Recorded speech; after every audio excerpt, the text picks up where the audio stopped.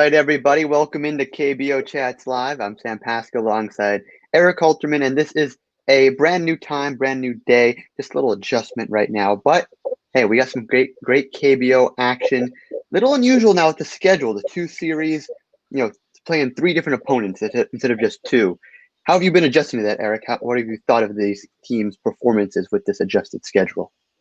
I think it's fine. I mean, we get to see more teams facing more different teams each given week.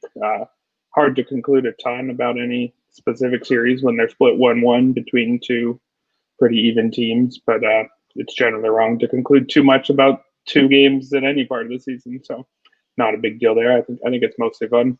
I don't think it would work in MLB given the travel distances, but I think it's a cool thing you can do when you're playing in a small country with just 10 teams. So.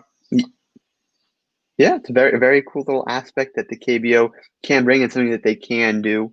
As always, comments are welcome. DX, welcome on in, of course. Tag you on Twitter, of course.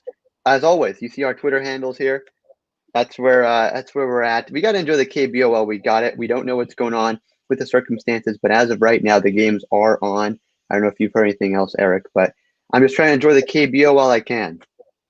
Yeah, I mean, we're seeing stuff from Daniel Kim, who's seemingly the main source for all KBO news, talking about how the government, the CDC over there, might shut down the league because there's a rising number of cases. Of course, the number of cases over there is far smaller than we get on a daily basis over here, but they have a chance of actually stamping out the virus, so they're gonna do what they can to keep the numbers as close to zero as possible. I'm not super worried at the moment because we've seen reporters like Kim talking about how, the cancellation could come at some point. That's kind of been happening on and off for a few weeks and nothing's happened yet. It could totally happen, but I wouldn't necessarily expect it a ton more than I expected a week or two ago. So fingers crossed we're okay. Yeah, not totally sure, but seems like we have a decent shot of playing out the rest of the season. Yeah, I just had to mention that here is that there's been a lot more tweets, especially from Daniel Kim, about that. So I do want to mention that. Welcome in Guy. Yes, I've seen you on the KBO show. Welcome in. As always, Eric's got some great picks. So we'll dive right into those starting now. And I want to start normally start with the series that's right here. But I actually want to go down here. Start with the Dinos and the Wiz. I'm not wearing my Dinos hat just because my hair is kind of rolling right now, but I do have it right here. My Dinos back on top of the standings. Longest winning streak in the KBO. I am feeling good. Aaron Altair had a 3-hit day just 2 games ago. Eric, how do we feel about the Dinos right now? I know they had their struggles, but I feel maybe they're turning things around. Yeah, depending on how this 2-game set over the weekend goes, there's a very real chance they're back on top of my power rankings come Sunday. I had dropped them to 3 last time, but never by a big margin at all. They just, they started out amazing. They were kind of close to 500 for a very long time, but they do have that talent that gave them that early run. We'll see. It's not an extended stretch that they're fully back, but they did just stomp the Tigers twice, winning by a combined score of 24-6. And that kind of performance is definitely within the wheelhouse of this team. I mean, they've got the league's best lineup still, even though they go on the occasional slump. They're as likely as anybody to put up double digits on any given night. And so whenever they get even decent pitching, which they do get more often than not, even if not quite as often as you'd want for, the likely favorite, whenever they get good pitching, they should have a pretty easy time against most opponents. Yeah, and as you can see here on rotowire.com, we can see they are currently third in allowing runs per game. So pretty solid. And the concerning part, if to put in perspective, kind of how rough they've had a time this past couple of weeks and games here, is that their last 5 wins in their last 10 games, same number of wins as the SK Wyverns. That's not a good sign, but I did have to notice that as just something interesting I saw. But when you sort by streak here, they are at the top. So how do we feel about the starting pitching matchup tonight? Choi going up against So. Yeah, Choi has got a acceptable ERA, I guess you'd say. It's under 5, but it's kind of hard to tell how he got there. He's walked more than he struck out in 5 of his last 6 starts. Over the course of the season, he's striking out just 9.3% of batters and walking 12.7%. Both of those are very bad. That strikeout rate is among the worst in the league if he was a qualified starter, but I don't believe he's pitched enough innings for that. And he's given up homers too. 1.7 homer per 9. League average is right around 1 per 9. So it's not as if he's some ground ball guy who gets by despite not getting any whiffs. It's pretty poor across the board. Even in his previous seasons, he doesn't have a track record of way outperforming his peripherals. So this looks to me like a small sample fluke in his decent performance, and that we should be seeing some regression coming and coming hard. It could certainly come from the Wiz in this one. I did recommend the Wiz as one of my stacks tonight. Even with Mel Rojas on his worst slump that I can remember, it's hitting 100 something over his past 9 games, I think it was. But that could mean that his ownership rates go down on DraftKings. This could be a good time to buy back in. Again, pretty bad stretch over a pretty extended period. Extended being 9 games isn't a ton, but it's by far his worst stretch of the year. But again, he's a switch hitter. He'll always have the platoon advantage. He'll get the platoon advantage against pretty weak lefty and Sung Young Choi, which could mean time to buy back in. There's no particular reason why he would suddenly turn things around other than that pitching matchup. But even if he doesn't, the rest of the Wiz lineup has enough about it to give Choi trouble, I think. Yeah, I mean, the Wiz, they currently hold that number 5 seed for the playoffs right now. I saw them, as this team that's emerging, and now this is going to be a good test for them after they've kind of regained the momentum playing Hanwha, but that's really not what's happened. They lost last night and only put up 3 runs against Hanwha the game before. Are we starting to have questions about this Wiz offense and seeing that maybe Choi hasn't allowed a ton of runs? Maybe he could manage that Wiz offense to a decent amount. It's possible. I mean, he's been escaping despite some pretty bad peripherals for quite some time. It's certainly possible he escapes one more time. That wouldn't be my prediction, but I guess if somebody wants to side with him and say that the Wiz's poor streak matters more than his poor peripherals, you could make a case, but I don't think there's nearly enough strikeout upside with him for one, and I don't think I really think the peripherals are just so bad that I would stay away pretty hard from him, even with the Wiz not hitting like they usually do. How about the Wiz pitching staff? Are we worried about them a little bit if it goes to a bullpen game? How do we feel? How confident are we in their pitching staff? Yeah, overall still not great, though. Shenjin So has been part of what's helped them get all the way up to, I think it's 7th in runs allowed. They were 8 or 9 for a lot of the year. He's an 18-year-old rookie who had a 6 ERA pretty recently, but over his last 5 starts, he's only given up 5 earned runs, and over his last 3 starts, he's only given up a single earned run. Not elite strikeout to walk numbers over that stretch, so probably overachieving somewhat, although it is, some decent strikeout games, 5 and 6 in there when he really wasn't early in the year.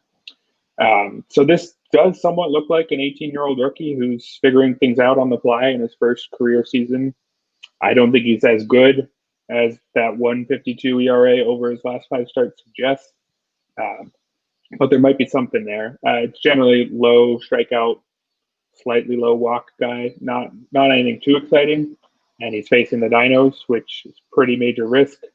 I did actually include him as a potential flyer for tournaments in DFS purposes, just because I think playing the Dinos is going to scare most people away, and it's quite possible that it should. I would not be at all surprised if the Dinos ended his recent hot streak, but there's definitely a path at which he stays hot. Again, the Dinos were only really particularly good over those last 2 games. I think they're over, if you look over the last 15 or 20 or so, the offense hasn't been all that good. But those 2 games were so hot that you probably say they're out of their slump at this point. So overall, pretty scary matchup for So, but he's done something recently, so there's something there. Yeah, only 10 total runs scored in that initial series, that initial 2-game series at the beginning of this week against the Heroes, compared to 10 runs in total in just last night's game. What's your pick here? What's your Oracle KBO knowledge telling us? Who are you leaning towards? The over mostly. I would expect a lot of runs because Choi very shaky, and So has been better, but who knows? I did recommend So on the cheat sheet, but that was more of a cheap flyer who could put a strong number. I don't think necessarily the default expectation is that he's going to shut down this Dinos team. So I am going to side with the Dinos here, but it is worth noting that So has definitely he's been solid for a pretty extended period. So if somebody wants to side with the Wiz and think that So is going to keep it up, I believe one of his strong starts over that stretch was against the Dinos. I think that was one where he allowed 2 earned runs. So there's a path for a Wiz win here, mostly because Sungyoung Choi could give up a ton of runs. But there's also a path through So staying hot even against a really good lineup. So it's Dinos for me, but not with as much confidence as you might expect. Yeah, Dino's definitely not the team of old, but that over, you got to like that when you consider putting up the 24 runs the past 2 games.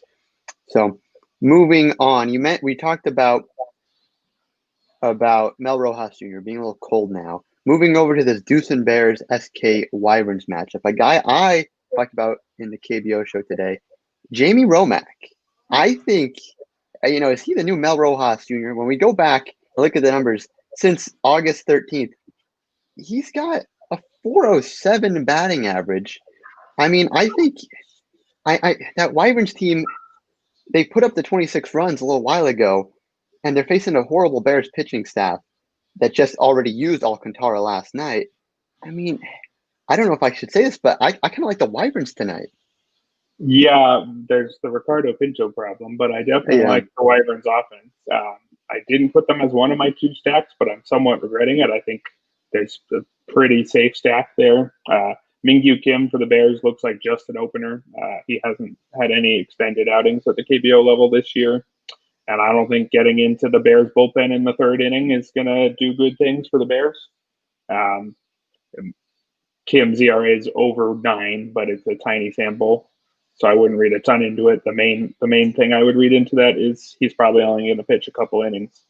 And the Wyverns, they've got a couple guys that are hitting better. I mean, Jung Chai and Jamie Romack, both of those guys are strong hitters. It hasn't been enough for most of the year because they're not getting enough help. But those 2, and Dungmin Han also is a good power hitter. Sometimes has some low batting average issues, but he's been hitting better lately.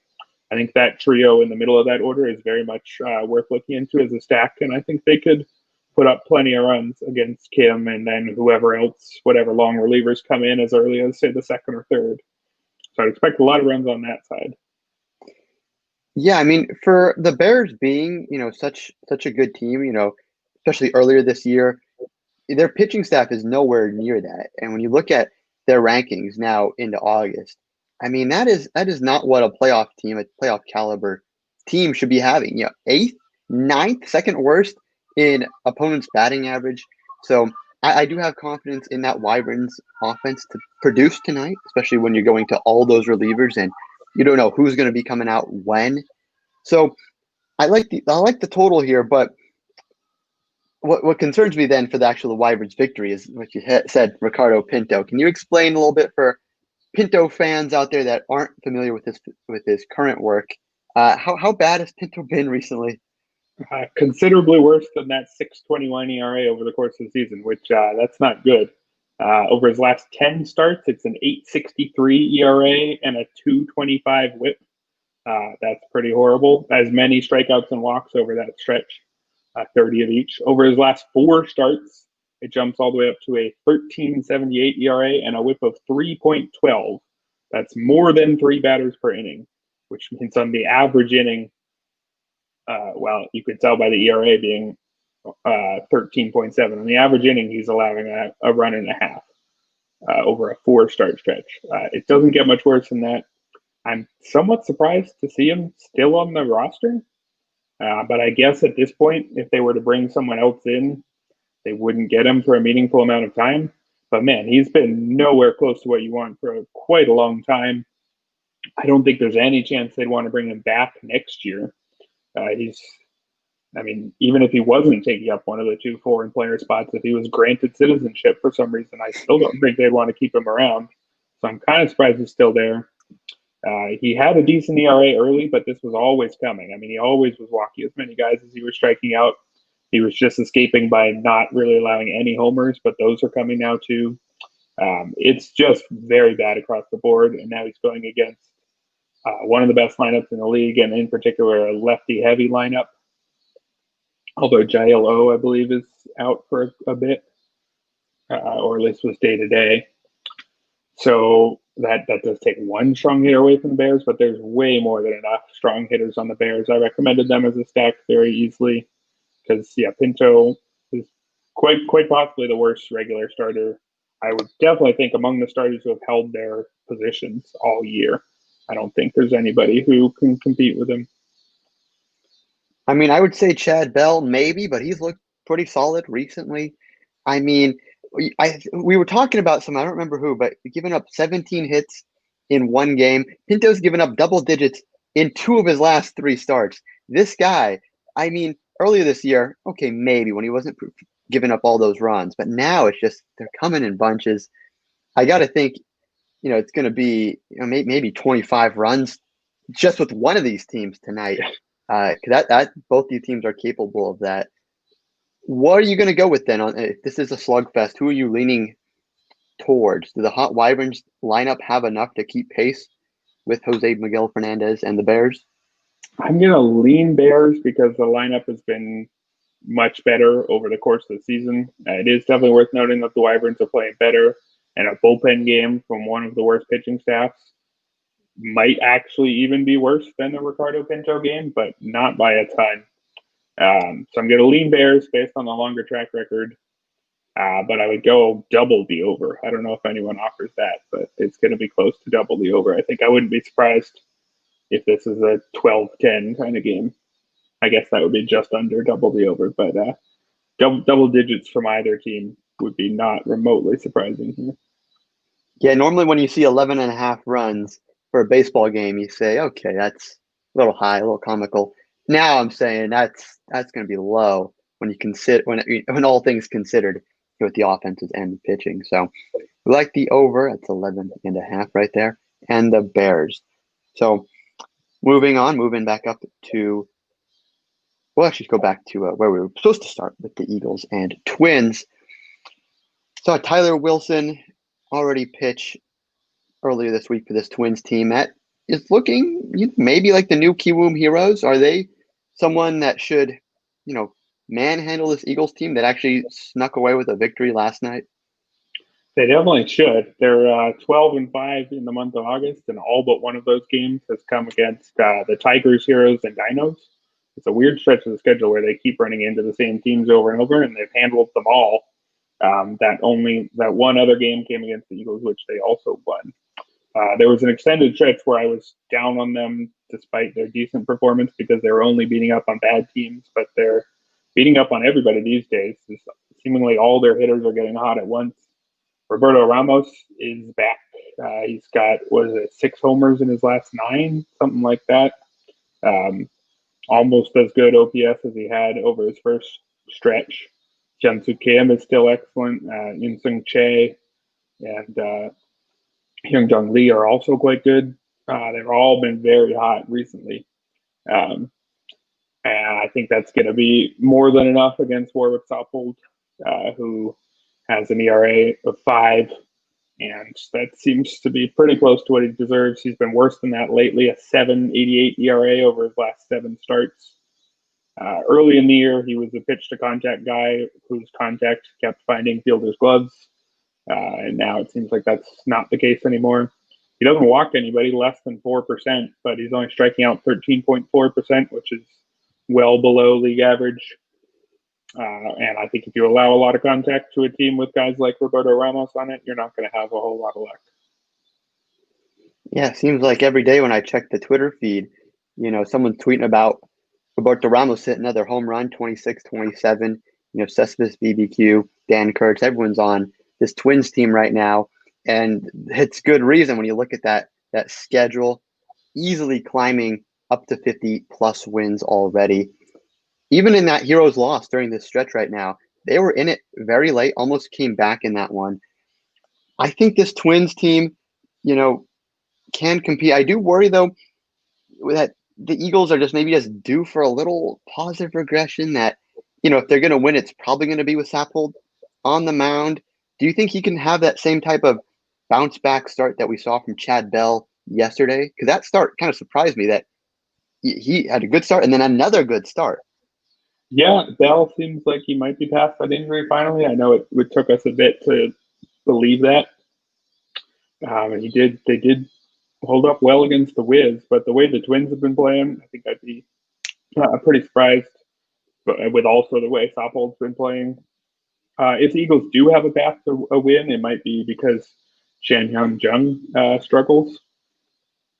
For the Twins, he's coming off 3 pretty shaky starts. The first 2 of those, he gave up 5 runs in both. And the most recent one, he only gave up 2 runs, but it's 4 walks against 2 strikeouts. It's hard to say he was particularly dominant in that one against the pretty mediocre Tigers lineup too. So he was quite good early in the year, but he's definitely been falling off lately. I did still recommend him on the cheat sheet, mostly because he's playing the Eagles, but there's a path for him to struggle again. I think that would be, if anybody wants to pick an Eagles upset, I think I'd be more looking towards Jung to continue to struggle than Sappold to shut down this Twins lineup, because that would be quite a surprise given both the Twins and Sappold's recent performance. That's fair. Maybe considering a little too much Chad Bell into Warwick Sappold, but it just seems so hard for me to wrap my head around the Eagles just doing so bad for just finishing it out. You think they'd have a little pride, but we'll have to see. Facing off against a very powerful Twins lineup tonight. Guy, enjoying it, riding that Twins trade. Eric, are you also riding that LG Twins train tonight? Yep, pretty comfortably. I think pretty good chance that ends up as the best bet. Again, only real worry is Shan-Hyun Jung has not been at his best lately.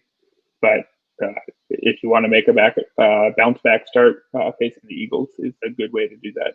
They did get Brandon Barnes back, which is something. He had a minor hamstring issue, but he hasn't really excelled at all this year. Far too early to write him off as a bust over there, but it's not like they're getting Mel Rojas Jr. back or anything like that. Yes, much more similar to Jared Hoying.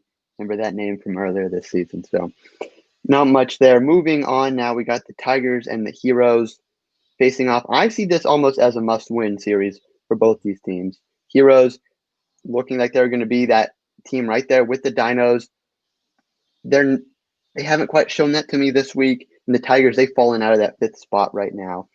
How would you classify this game for these two teams? Yeah, it's a big one, as you said. The Heroes had a chance to be top of the table early in the week if they had managed to take both games off the Dinos, but they ended up in a 1-1 split. They're still very much in striking distance, just a game and a half back. If they sweep this while the Dinos get swept by the Wiz, then they will be in there. The Tigers can give them trouble, and I think they could especially give them trouble tonight. I think Hyun-Jung Yang, who was the second best pitcher behind Josh Lindblom last year, ERA in the low 2s with the peripherals to support it. He's been bad this year. That ERA over 5.5 is worse than I think he deserved. He had a real bad stretch somewhat recently, but he's bouncing back. Over his last 5 starts, it's a 3.81 ERA, which is still not nearly what he was last year. Again, he had an ERA in the low 2s last year. But a 3.81 ERA, a 1.34 whip over 5 starts, and maybe most encouragingly, he's striking out almost 11 per 9, 10.8 K per 9 over that stretch, which for fantasy perspective also gives him a big strikeout upside there.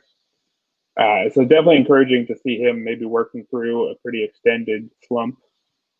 Again, this guy is supposed to be one of the best pitchers in the league. Like talk of him trying to come over to the MLB kind of level, he had been posted when he was much younger. I think the Pirates tried to sign him, but never worked out a satisfactory fee with the Wyverns. Sorry, not the Wyverns, the Tigers. But he was supposed to be, again, somebody who we might see at MLB this year. I don't know if that's going to happen given his numbers this season, but he's working his way back there. And he could well be you might call him their second best starter at the moment behind Aaron Brooks, given that Drew Gagnon's been on a bit of a poor stretch. So they have that rotation depth. Again, it's always been their strength. Ki Young Im did come back with a good game after being so bad he was demoted recently. So if they're to fight back in it, it's going to be through things like Hyunjung Yang pitching like the ace he's supposed to be or something close to it. But they really need it given that they're struggling lately, 4 straight losses. Yeah, and they weren't easy teams. Definitely when you look at it here on RotoWire.com, Dinos and Twins. But you would expect at least one win. I'll give them maybe 3 losses. But 4, that's last win was against the Wyverns, not even the Twins. Yeah, it's not very good to hear. Yang, 16 strikeouts over his last 2 starts. He did have that ERA under 2.5 last year, so not good when you see him giving up 3 earned runs against the Wyverns. So do you think the Tigers can win behind him tonight as they're going up against Taehoon Kim of the Kiwoom Heroes? I think they have a shot. Taehoon Kim hasn't thrown more than 43 pitches in an outing this year. This will be his first start. So there's a chance that that's a real start, but only like a 4-inning kind of start. It might be somewhere in between an opener and a starter. He's got fine but kind of unremarkable numbers. Tigers have not had much of a lineup, and they're a man short with Juwon Na is out with a back injury. He's been one of their better hitters. But so they'll need a big game from. Oh, sorry, I got the wrong Na. G1 Na is fine.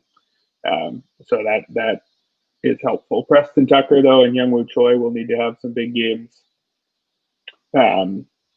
Which they could. They'll get the platoon advantage against Taehoon Kim. But really, it's going to have to be Hyunjung Yang is going to have to pitch.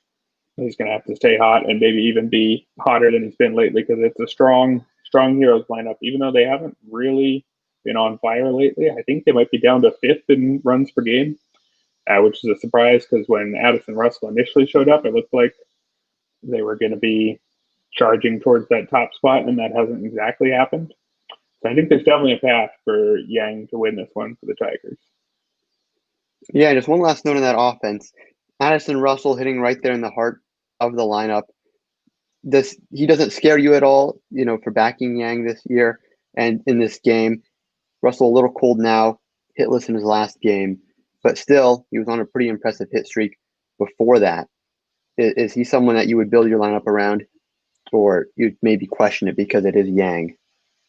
Yeah, I'm not sure how interested I'd be in him against Yang, though he will get the platoon advantage, and Yang's season-long numbers are pretty bad, so anyone who wants to include Russell tonight, I wouldn't argue too hard against that. I think I am going to pick Russell and the Tigers, Yang and the Tigers over Russell and the Heroes, because, again, Yang, I'm going to trust in the track record, despite a shaky year this year. I think he's working his way back. I think those it's like you said, two 8-strikeout games in his last 2, and I think it's 3 in his last 5. He's looking more like what he's supposed to be. And the Heroes, I think they're maybe past that awesome streak they had and are just back to being merely good over the last few. I think Yang is going to be enough to close that gap against a guy making his first start of the year in Taehoon Kim. But it's possible the Tigers don't score enough to support him, and it's possible that Yang slips back to where he was back for June and July. So it's Tigers for me here, but not with a ton of confidence. Do you have a pick on the over? Do you think that they can maintain these lineups that have been cold and you would go under? I will go under because I'm picking the Tigers. I think their best route to victory is Yang allowing 2 runs in 7 innings or something like that. I think if the Heroes win, I think it's because they do get to Yang. So I think if I were to pick the Heroes, I would expect a higher scoring game. All right, and I'm moving on to the last game here. We have some commenting about Samsung, and we have 2 teams as the Lions are facing off against the Giants. 2 teams that kind of been fading. The Lions have been fading for a while. I was going to tweet this. I didn't because I wanted to talk to you about this first. But I think, is the Giants hype train kind of over now? I mean, Dixon Machado, great defensively. I think I saw one of his little mixtapes online, but I don't know if they really have any sort of offense to make them a real contender in that playoff bubble. Right. It was always hard to say how real they necessarily were. They were a team that was playing above their heads. I don't know, maybe think of the San Francisco Giants last year, who stuck around for quite some time, as you would know out there. And despite, not having the talent that you'd expect a team to be fighting would have. They did split 4 games with the Bears this week. It's tough to say how impressive that is, given that the Bears have been pretty mediocre for a while. They just finished a very tough run in that schedule against the Bears, the Dinos, the Heroes, and the Bears, and they held their own throughout it. Which their resume this year is better than the Lions. The Lions had their run early in the season, but it's long since passed. Lions might be scary Sunday when they get Daniel Palka arriving, but he's not supposed to be there Saturday for this one, which leaves them with not really a whole lot on offense, especially because I don't think Jawook Koo has been what he's supposed to be for a few weeks. Heyman Park just had 5 hits last night and was somebody I recommended as a cheap option on today's cheat sheet. He's like under 3,000 on DraftKings, very cheap for a leadoff man, Heyman Park. Not amazing numbers, but they are going to need Jawook Koo to get hot again. If Park and Koo are hot and they get Daniel Palka, that's something. Probably too late for them to make a strong push, but it could be enough to beat the Giants. But again, they don't have Palka yet in this one. Tell me about Jungwon So. I know Dan Straley's getting a lot of the attention for the Giants pitching staff, but is So someone that could quiet an already pretty cold Lions roster that's without Daniel Palka? Well, he's very much a pitch-to-contact guy, which works when you have fielders like Dixon Machado behind you. I think he hasn't struck out more than 4 in any game all year. It's a strikeout rate of just 11.4%, which is, better than the Hee Kwan Yews and Sung Young Choi's of the world, but not a whole lot better. Had a couple poor starts there in July. He's bounced back with one good one, but it was against the Wyverns. I don't think you give him a ton of credit for that. And then wasn't great in his last start either. So pretty poor recent stretch, pretty mediocre all year long. And again, this game is at the most hitter-friendly park in the league, Daegu Samsung Lions Park. So I wouldn't necessarily trust So in this one, even against the pretty uninspiring lineup. Yeah, this game looks to probably be the worst of the bunch on tonight's slate. Anyone offensively? Dae-Ho Lee, KBO legend, is he someone that you might look for? Maybe he can hit some homers, and it's a homer-friendly park. 9-1, despite that ERA under 4. His underlying numbers aren't a whole lot different than So's.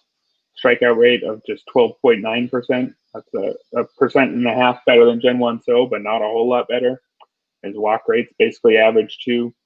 It's pretty uninspiring peripherals. Lions have a good defense, which has kept his ERA down, but he's been pretty mediocre for a while, and really pretty mediocre throughout the year, despite a decent ERA. So don't hate the Giants lineup, especially because of that park, although they are very heavily right-handed against a righty here. So maybe Asap San is somebody to look at, who's the only lefty who hits anywhere near the top for the Giants.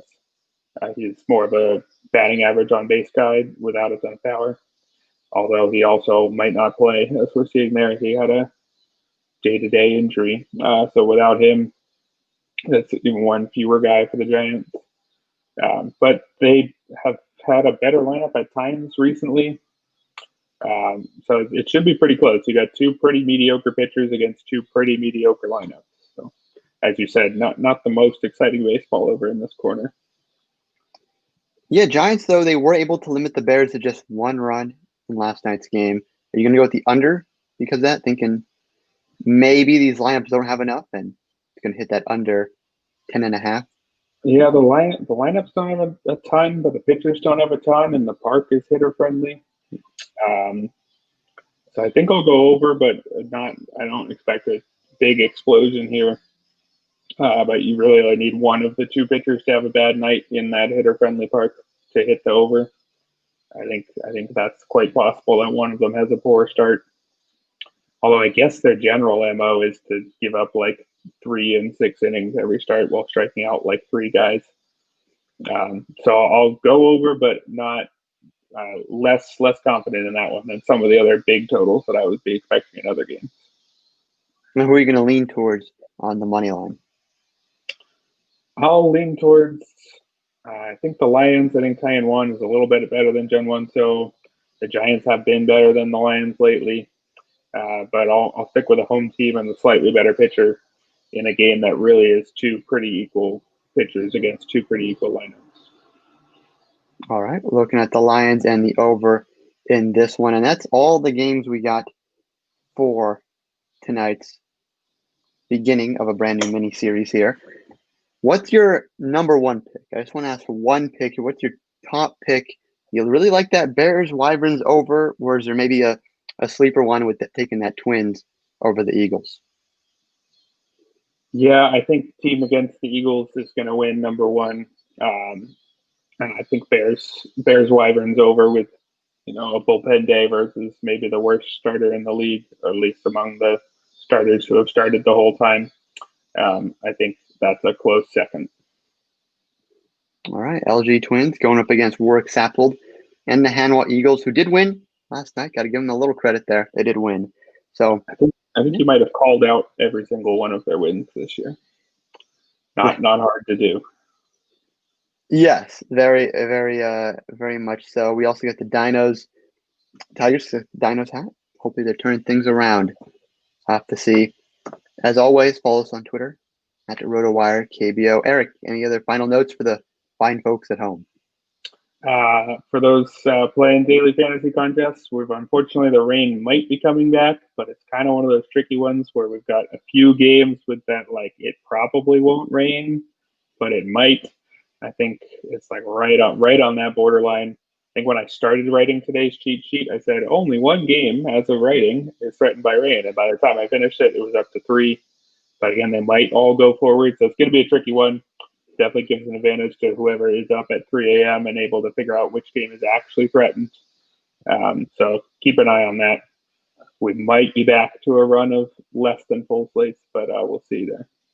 Yeah, we've had a good run of complete slates, but we do have a little higher numbers now, 30% in that Dinos Wiz game. Guy, we like those picks. That's what we're talking about.